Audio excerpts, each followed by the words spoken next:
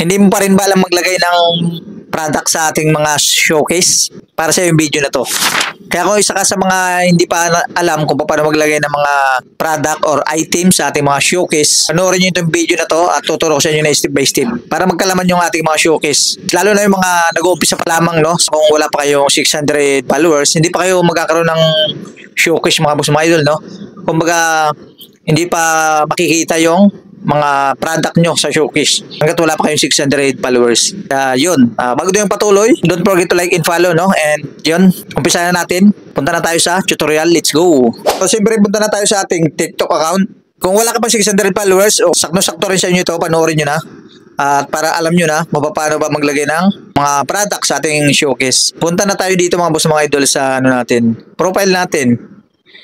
Yan. Make sure na panoorin nyo ito ng hanggang dulo na huwag nyo skip mga boss mga idol para wala kayong makaligtaan ng mga detalye. So punta tayo dito sa itong parang bag na to. Yan. Then TikTok, Shop Creator, or kaya dito tayo pupunta sa tatlong line na to. Click nyo yan. Then TikTok Studio. Then TikTok Shop Creator. Yan, click natin TikTok Shop Creator. Okay. Yan, mapapansin nyo, meron na naman tayong commission. 200 pesos. Product Marketplace. Click natin yan. Once na nandito na tayo mga boss mga idol, pwede na tayong mag-search ng items or product na ilalagay natin sa showcase natin. Or kung ayaw naman ninyong mag-search ng ng mga items, makikita natin dito sa baba. Scroll lang natin pataas. Yan, scroll lang nyo yan. Then pwede kayong pumili dito ng gusto nyong i-add sa showcase nyo. Halimbawa to, click ko lang yung add. Mapupunta na yun sa showcase ko mamaya. Then hanap ulit kayo kung anong gusto nyong ilagay sa showcase nyo. Yan, halimbawa to, lalagay ko rin sa showcase ko yan. Okay, ganun lang. Ganun lang gagawin nyo para magkalaman yung showcase nyo. Pero siyempre, pipili din kayo kung ano yung mga product or items na gusto nyo ibenta. Di ba? Okay. Yan, katulad nito, chinilas.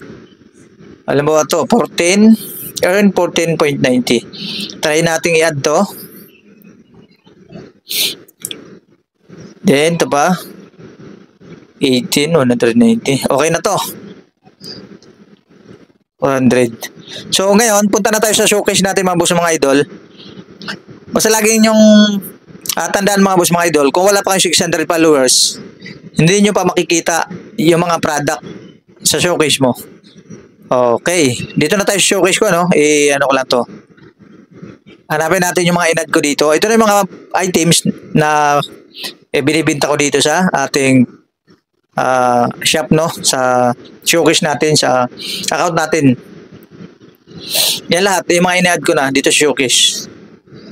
Yan, hanapin natin. Ito yung in-add ko kanina mga boss mga idol. Yan o, Sandugo. Yan o.